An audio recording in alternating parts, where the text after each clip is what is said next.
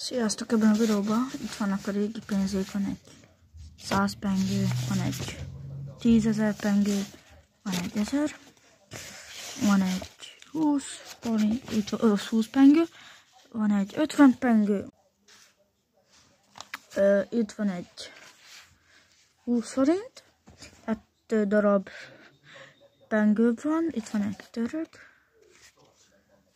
van egy dollár, 200 forint, magyarra szerintem ezt tudjátok. Itt egy izraeli pénz. Amúgy értékesek az ilyenek. Van egy 50.000 török, itt egy valami Ukrajna szerűség. Igen, csak nem tudom, alig nem látszik így a videóban. Van egy 100 márka.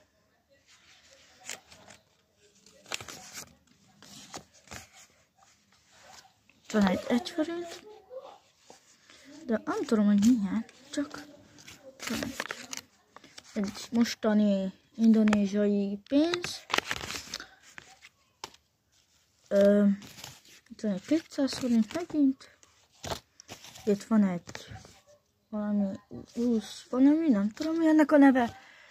Van egy török, még egy, ez 50.000.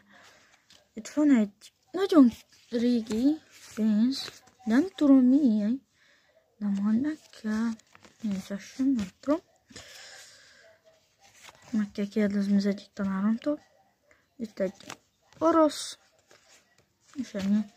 Hogyha tetszett ez a videó, lájkoljátok, iratkozzatok fel, írjatok kommentben, hogyha szeretnétek.